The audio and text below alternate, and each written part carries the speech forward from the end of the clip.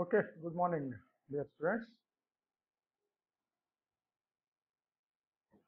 So, the last previous class, in one of the class, in the online classes, I have given you the PowerPoint presentation on Lepidoptera. Only PPT was given, okay, on order Lepidoptera.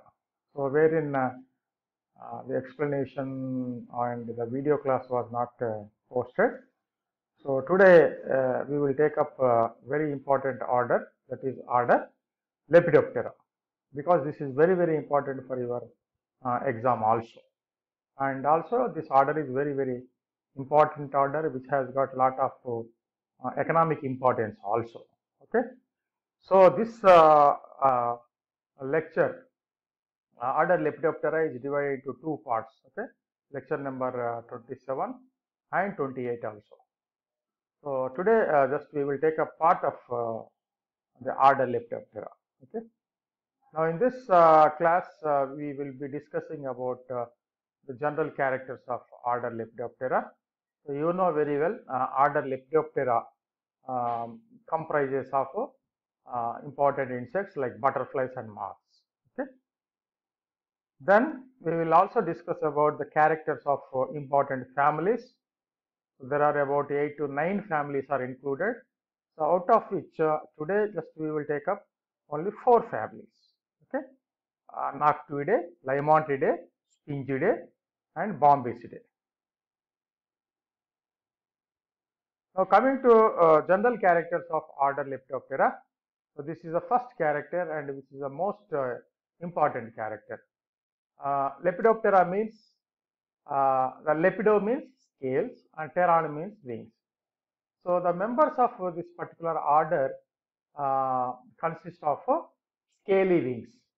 That means both the pairs of wings comprises of scaly structures. This is very important character. So presence of scaly wings is one of the most important character of this particular order. The second one is, of course, the insects are relatively consists of relatively small head, which is free and with a small neck-like structure. So these all these characters you will see in the images later. So first concentrate on these characters. Okay. Coming to the compound eyes are relatively very large, and the head region So besides the compound eyes, you can see a pair of ocelli also. So compound eyes are relatively large and presence of two ocelli. Coming to the mouth parts are siphoning type. Okay, and mandibles are nearly almost they are absent, except in one family, that is Micropterigidae. So this is one exceptional case wherein you can see the mandibles are very well developed. Yeah, presence of androconia is one of the most important character of order Lepidoptera. So what are these androconia? So androconia are nothing but these are the specialized group of scales, so which are present on the upper surface of the wings, and these androconia are specialized scales are present in case of male insects. And the very purpose of this androconia is they serve as outlets of odoriferous glands.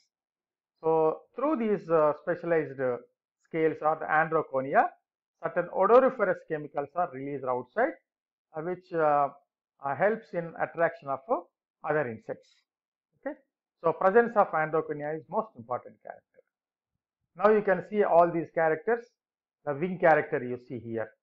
All the wings are covered with scaly structures. So you can see, and these scales are you can see in different colors also. So these actually these are the structures or these scales gives the coloration to the insect. And you can see the compound eyes here. The compound eyes are very well developed and very conspicuous. Okay. Yeah, you see the mouth parts are siphoning type. Okay. Yeah, presence of androconia. So on the upper surface of the male insects, on the wings, you can see these specialized scales. These are known as the androconia. Now coming to the immature stages, the immature stages are known as the larvae, and more specifically they are known as the caterpillars. So these caterpillars are erisiform in shape. Erisiform means cylindrical in structure. And most of these larvae or the caterpillars are phytophagous in nature, which are very, very serious pests of some of the crops. And coming to the characters of these larvae, so the caterpillars are with well-developed head region, which is very the body is cylindrical and consists of 13 segments. So out of which 3 are thoracic and 10 are abdominal segments, and consists of a pair of ocelli. And mouth parts are very special, unlike the male insects, I mean the adult insects. Here the mouth parts are completely mandibulated, wherein the mandibles are very well developed. Because these larvae mostly they feed on the solid materials. So that's why the mouth parts are typically the mandibulate type. And another important character is presence of legs in the abdomen. Now, generally, thoracic legs are present in almost all the larvae, but in case of caterpillars, so specialized legs, which are known as the prolegs, are present on the abdomen, and these prolegs are located on 3rd to 6th abdominal segments and also on 10th abdominal. So 5 pairs of prolegs or abdominal legs are present, and these legs are something like these are the structure and the form is completely different from the thoracic legs. So these prolegs are completely fleshy and very broad, okay, and bearing a pair of different hook-like structures. So these hooks are known as the crotchets. So this is very, very important for your examination. So presence of crotchets at the end of the prolegs is one of the most important characters. So these crotchets are absent in case of thoracic legs. So later you will see the difference between the thoracic legs and abdominal legs or the prolegs. And these caterpillars have well developed silky glands. So presence of silky glands is also one of the most important character, because with the help of these silky glands they construct the silken cocoon, so in which the pupation takes place. Now here you can see the larval character. Okay. Now these are the true legs or thoracic legs. So you can see 3 pairs of legs, and these are the abdominal legs: 3rd, 4th, 5th, 6th, and 10th abdominal legs. Okay. Yeah, these are the differences between the true leg and proleg or abdominal leg. Now you see, in case of abdominal legs, the legs are fleshy and without any segmentation, and at the tip of the proleg you can see the hook-like structures. So these structures are known as the crotchets. Now here the true legs are divided into different segments. Okay. So this is the difference between the prolegs and true legs. Now coming to the pupal character, the pupa are usually obtect type. So we already discussed about different types of pupa. Obtect means here the appendages are closely attached to the body. So this type of pupa is known as obtect pupa. Now, but in case of butterflies, the type of pupa is known as chrysalis. So what is chrysalis? You will see. So chrysalis is nothing but it is a obtect type of pupa, wherein you can see a small hook-like structure, with the help of which it is attached to the plant pots. So in the images you will see what is chrysalis.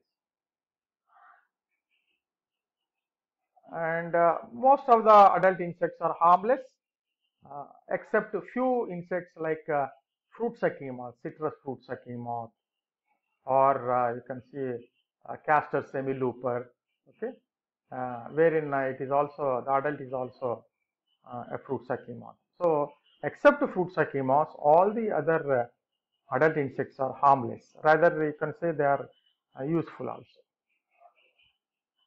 So the metamorphosis is complete. So wherein you can see all the stages like adult stage, egg stage, larval and pupal stage. Yeah, this is the pupal character. Now this is object pupa. So wherein you are not able to see the appendages because appendages are closely attached with the body. Now this is the chrysalis. So this is the chrysalis pupa, which is characteristic of butterflies. Now here you see the hook-like structure. So with the help of which it is attached to the plant parts. So this is very, very important character. Yeah, they also larvae also consist of silk glands with the help of which they form uh, silk webs, or they also form the natural silk. So this is a silkworm of Bombyx mori. Okay, so this is a complete metamorphosis. So wherein adult, eggs, larvae of different instars. This is a pupa and this is adult. So this is a holometamorphosis. Yeah, these are the fruit sucking moths, which are harmful. In the sense, they act as a fruit sucking moths in case of sweet oranges, and also in case of in case of other fruits which belongs to the citrus. So these insects, they cause a lot of economic damage to the fruit growers. So except these fruit sucking moths, all the other adults are harmless. Okay. Now differences between the moth. What is moth and what is butterfly? Very, very, very important. So these are the important characters. You see, go through this table. These are very self-explanatory. Behavior. Most of the moths are nocturnal and these are diurnal. Antennae mostly pectinate or bipectinate. Here it is clavate. Ocelli are present, absent. Mandibles are present, absent. Frenulum, that is the wing coupling organ, is present here and it is absent. Okay. Yeah, you see these are the mandibles. So wings positioning at rest. So in moths, these are held roof-like over the body. Here the wings are folded vertically, and wing venation Q2 cubitus 2 vein is present here. It is absent. Abdomen is generally large and stout here, comparatively small and slender. The pupa is aptect type, and here the pupa is known as the chrysalis. So these are the differences. This is more very uh, frequently asked question. So, a differentiation between the moths and butterflies. Okay. Now here you can see the differences between the moths and butterflies. Okay. Now you see this is the moth, which wings are held roof-like over the body. Now this is a typical moth wherein you can see the abdomen is very, very stout. Okay, and here you see the abdomen in butterflies. Comparatively, the abdomen is small in size. Now the antennae character may be pectinate or bipectinate. Okay, now you here you see it is clavate type. Okay, the antennae is.